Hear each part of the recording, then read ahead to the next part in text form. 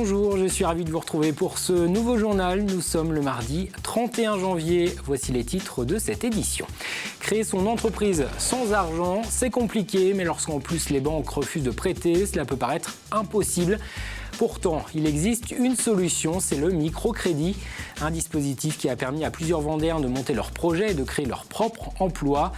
Nous nous sommes penchés sur le sujet à l'occasion de la semaine du microcrédit qui se déroule en ce moment. Reportage également dans ce journal auprès d'agriculteurs en cours de conversion au bio. Une démarche qui prend parfois du temps et qui nécessite souvent d'être accompagnée. Alors le GAB, le groupement des agriculteurs biologiques de Vendée, organise régulièrement des formations.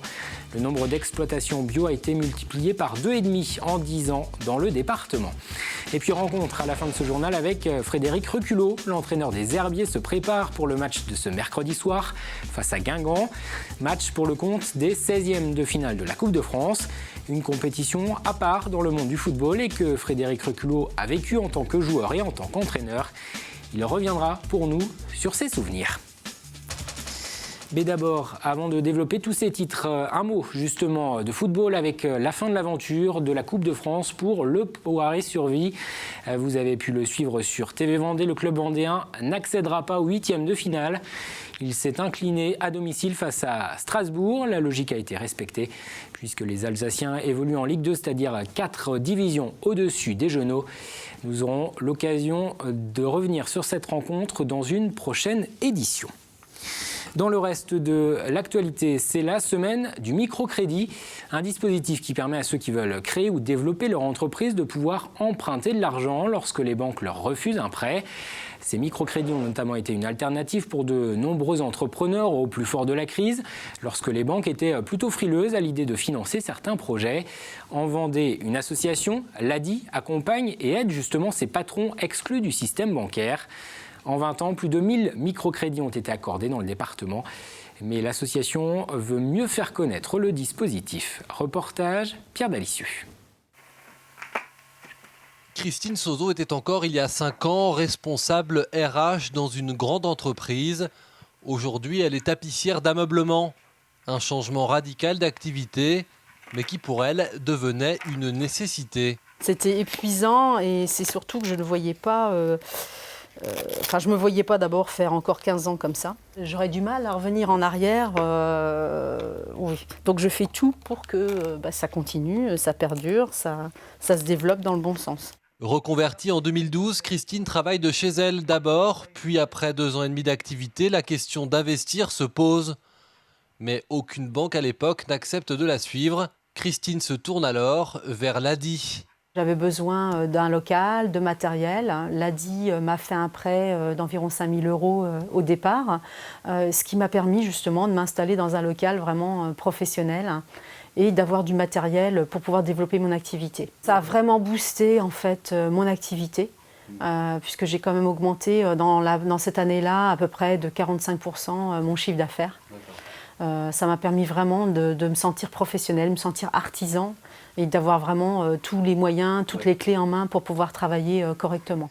Comme elle, de nombreuses personnes poussent les portes de cet organisme de microcrédit. 10 000 € de prêt maximum, des conseils aussi en entrepreneuriat, car on ne s'improvise pas chef d'entreprise du jour au lendemain. Et c'est ce qu'est venu chercher ce futur vendeur ambulant de poulets rôtis. Administrativement, ça peut être parfois lourd, il y a des formations dont on n'est pas forcément au courant. Donc voilà, ne serait-ce qu'un prévisionnel, quand on a commencé à me parler d'un prévisionnel, ça ne vous fait pas envie de quitter, on va dire, votre projet, mais ça vous fait peur parce que vous avez envie de réussir, vous avez du monde à charge, vous avez une famille, donc voilà, il vous faut l'avis de professionnels pour arriver justement à finaliser votre projet. L'ADI accompagne donc chaque année des projets de toutes sortes. Le point commun entre tous, c'est le refus de prêts bancaires. On finance vraiment tout type de profil, que ce soit des personnes qui sont demandeurs d'emploi, des salariés, des personnes qui sont travailleurs indépendants. Donc il n'y a pas d'exclusion par rapport à ça, on peut vraiment financer tous ceux qui n'ont pas accès à la banque. La banque peut refuser parce que le besoin de financement est assez faible et du coup ça les intéresse peut-être moins. Ça peut être parce qu'il y a des petits soucis bancaires ponctuels, mais dans la majorité des cas, c'est des personnes où il n'y a pas forcément de fichage, où il n'y a pas forcément de grosses difficultés financières. Chaque année, l'ADI de Vendée accompagne financièrement et conseille une centaine de porteurs de projets. Les 2 tiers sont encore en activité au bout de 2 ans. Au chapitre transport, du changement à prévoir dans la circulation des trains à partir de juillet prochain. La région des Pays de la Loire, qui est chargée de la gestion des TER, a décidé de mettre en place à partir de cet été ce que l'on appelle le cadencement des trains. En clair, une réorganisation pour permettre de rendre plus lisibles les horaires, mais aussi pour améliorer certaines correspondances. Conséquence, en Vendée, le nombre de trains en circulation va baisser sur 2 lignes entre La Roche-sur-Yon et Nantes et entre La Roche-sur-Yon et les Sables-d'Olonne. 1 à 2 arrêts en gare vont être supprimés. En revanche, les TER s'arrêteront plus fréquemment entre La Roche-sur-Yon et les Deux-Sèvres. Et puis les dessertes sur la ligne Nantes-Saint-Gilles-Croix-de-Vie seront aussi améliorées avec un temps de trajet qui sera ramené à 1h10. Avec ces changements, la région espère rendre plus attractif le train et augmenter de 10% le nombre de voyageurs. Et je vous propose d'écouter Bruno Retailleau. Ça va permettre d'avoir plus d'offres de trains, d'avoir des horaires par type de train qui seront très lisibles, par exemple toutes les demi-heures, toutes les heures, d'avoir plus de dessertes pour les voyageurs mais aussi pour les gares. Et je pense que ça va permettre de mieux mailler le territoire. On aura des horaires aussi qui seront plus intéressants. Je pense par exemple à des trains pour La Roche qui permettront aux Vendéens ou même aux Sablais d'être à des heures plus tôt à Paris pour pouvoir avoir une journée parisienne la plus dense possible. Le transport qui sera au cœur de la campagne d'Europe Écologie Les Verts lors des élections législatives de juin prochain. Le parti écologiste a décidé de présenter des candidats dans l'ensemble des 577 circonscriptions françaises. En Vendée, 3 femmes et 2 hommes tenteront de décrocher un siège à l'Assemblée nationale. La liste des candidats a été présentée ce lundi. Dans la première circonscription, celle de La Roche-sur-Yon Nord, Challans et Guy Battiot qui a été investie. Dans la deuxième, celle de La Roche-sur-Yon Sud, la candidate sera Françoise Besson. Sur le littoral, c'est Laurent Acriche qui fera campagne. Dans la quatrième circonscription, dans le Bocage, c'est Claudine Gouachon qui se présentera. Enfin, dans le sud du département, c'est Ghislaine Rothureau qui portera les couleurs d'Europe Écologie Les Verts.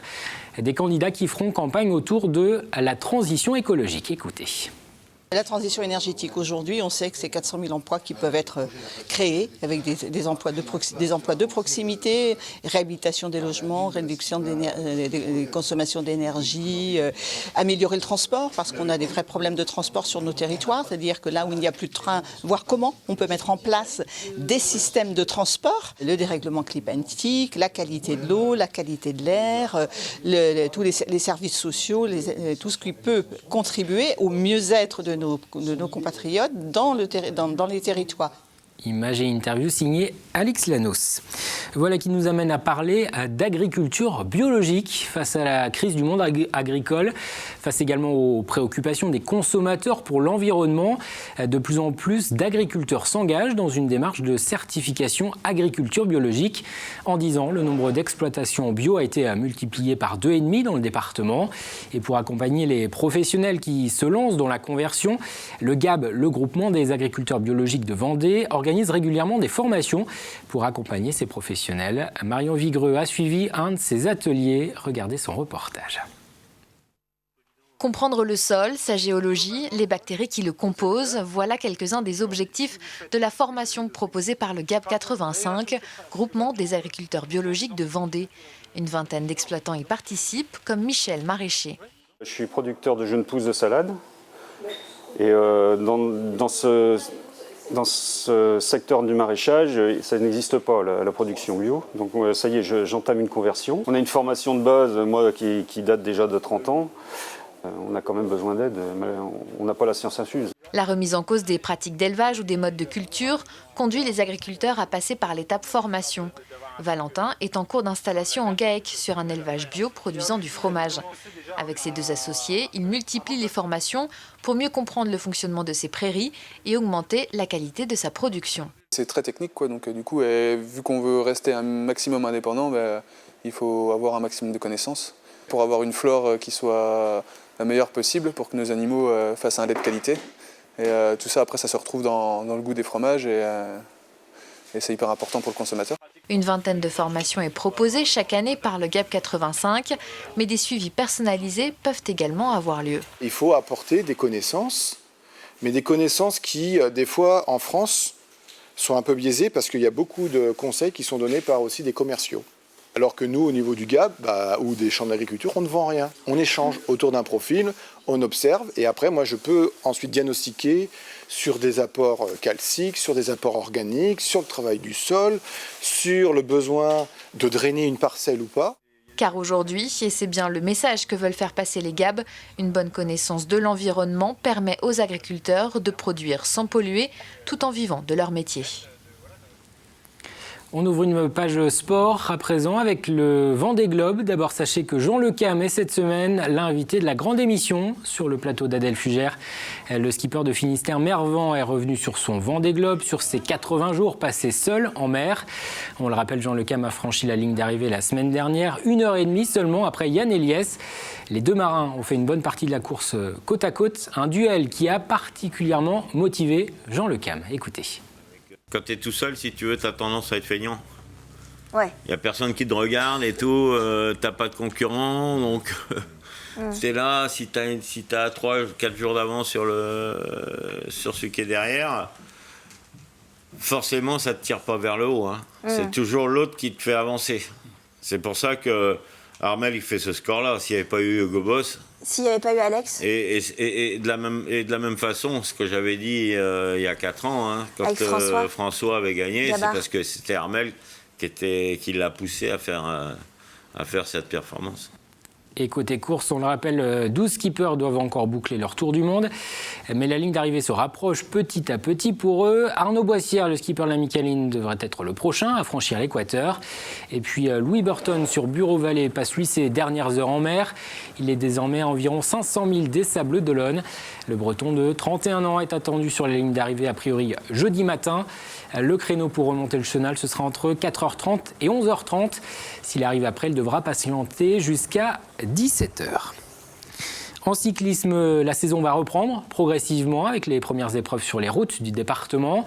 La Vendée, un des territoires en France où le vélo est le plus développé. Il existe plus d'une trentaine de clubs. Et parmi eux, la Roche Vendée Cyclisme qui vient de présenter l'ensemble de ses équipes. Le RVC est l'une des associations cyclistes les plus importantes de France en termes de licenciés. C'est ce que nous explique son président au micro de Jean-Marie Bidot. Le club La Roche Vendée Cyclisme, sur l'année 2016, c'était une très bonne année.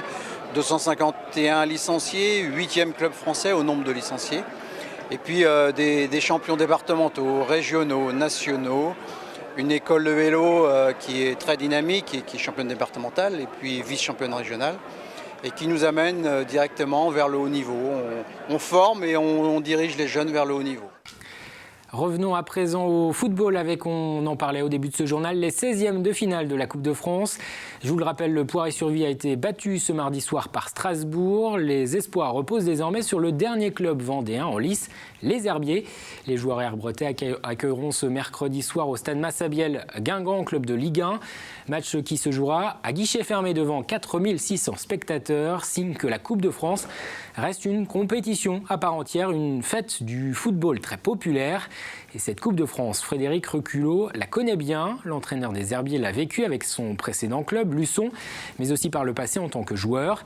Il est revenu pour nous sur ses souvenirs. Que ce soit en tant que joueur ou en tant qu'entraîneur, Frédéric Reculot a connu plusieurs épopées en Coupe de France. De nombreux souvenirs sont liés à cette compétition. Le meilleur date du 22 janvier 2012. Ce jour-là, avec l'équipe de Luçon, il affronte l'Olympique lyonnais en 16e de finale au stade de la Beaujoire à Nantes. C'est vrai que ce match-là était un engouement très fort dans la ville de Luçon, puis à travers son président. Il y a eu vraiment une vie intra-groupe qui a été hyper intéressante, hyper émouvante, parce qu'il s'est passé plein de choses entre les joueurs, le staff et le club en lui-même. Donc, puis après, forcément, la Beaujoire, où il y avait 22 000 personnes. Les Luçonnais s'inclinent 2-0 face aux Lyonnais. Un an plus tard, ils se retrouvent de nouveau face à une équipe de Ligue 1, le Stade Brestois. Un 32e de finale qui a lieu à La Roche-sur-Yon. Les Vendéens ne s'inclinent qu'au tir au but. La Coupe de France a également fait vibrer Frédéric Reculot lorsqu'il était joueur. En décembre 2001, toujours avec Luçon, qui évolue alors en division d'honneur, il se retrouve face au Paris Saint-Germain en 32e de finale. Le match qui a lieu à Niort tourne court pour le capitaine luçonnais, contraint de quitter prématurément le terrain. Le ménisque qui a volé, donc au bout de 13 minutes sorti. Donc c'est vrai que c'était particulier. Là aussi, c'était la première aventure que je pouvais réaliser, moi, dans ma petite carrière. Et c'est vrai que c'est vite achevé avec une blessure. Mais voilà, ça restait aussi pareil. On avait vécu une belle semaine avec le club et l'équipe. Ouais. De ce match, Fred Reculot gardera en souvenir le maillot que Nicolas Anelka a offert à son fils. Les rencontres entre petites et grandes équipes, c'est l'essence même de la Coupe de France.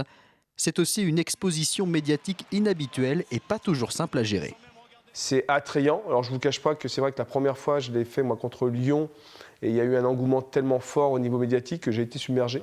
Et c'est vrai que quand on n'est pas habitué, malgré tout, c'est là qu'on se rend compte que le haut niveau, c'est un autre monde et que c'est complètement différent. Et c'est des expériences comme ça qui nous font apprendre certaines choses et on progresse à partir de là, quoi. Avec son nouveau club des Herbiers, Frédéric Reculot a déjà vécu de très belles choses en coupe cette saison en éliminant 2 équipes de Ligue 2. Une autre page et un autre grand souvenir pourraient s'écrire ce mercredi face à Guingamp. Avant de se quitter, le point sur la météo de ce mercredi. Un ciel couvert à prévoir avec un risque d'averse et du vent faible à modéré. Les températures 12 à 13 degrés au meilleur de la journée. Le détail des prévisions, c'est dans un instant avec Fanny Poirier. C'est la fin de cette édition. Merci de l'avoir suivi. Je vous donne rendez-vous demain, même heure, pour un nouveau journal.